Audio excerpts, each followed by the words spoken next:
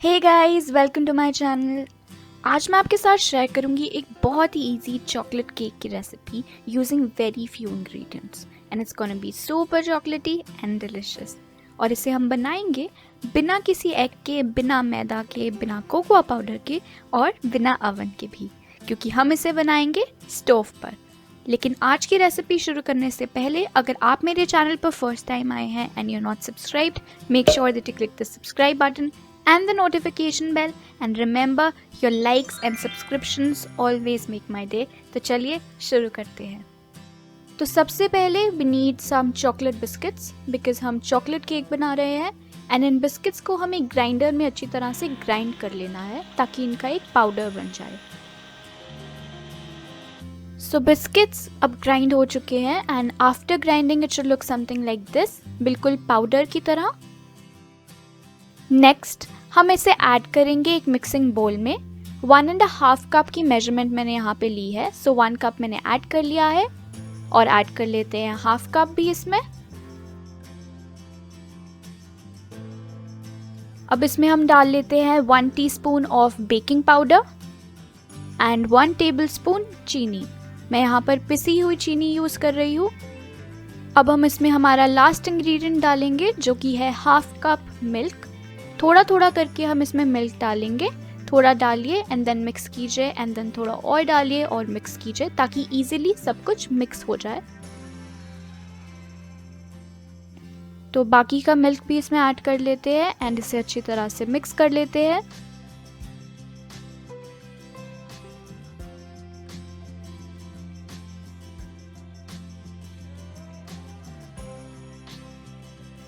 अब ये अच्छी तरह से मिक्स हो चुका है, so our cake batter is done. इसे हम रख लेते हैं साइड पर और हम एक केक टिन ले लेते हैं जिसे हम बटर से अच्छी तरह से ग्रीस करेंगे।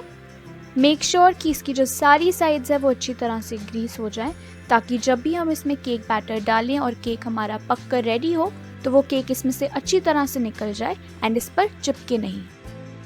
नेक्स्ट हम केक का बैटर इसमें पोर कर लेते हैं। Once that is done, हम इस केक टिन को एक कढ़ाई में रख देंगे इस तरह से एंड देन हम इसका जो लिड है वो लेंगे और इसे कवर कर देंगे एंड इसे बेक करेंगे फॉर अराउंड 30 to 35 मिनट्स, बिल्कुल लो हीट पर, बिल्कुल कम आंच पर।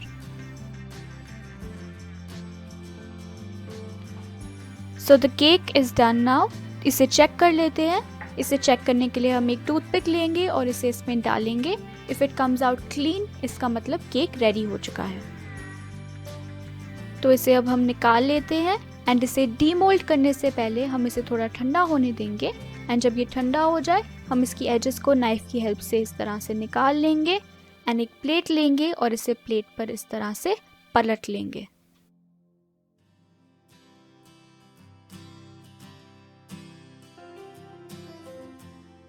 So our cake is ready now and it looks super delicious, right?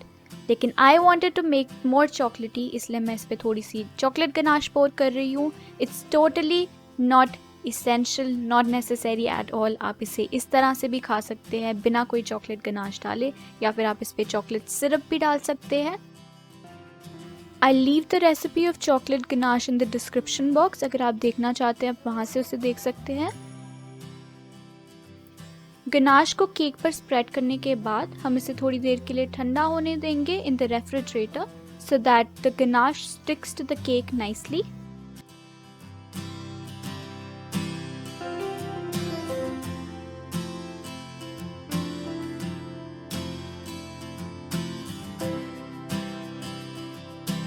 If you guys enjoyed this video, don't forget to like, share and subscribe so that you can watch many more amazing videos like this one, and have a wonderful day guys. I'll see you guys in the next video.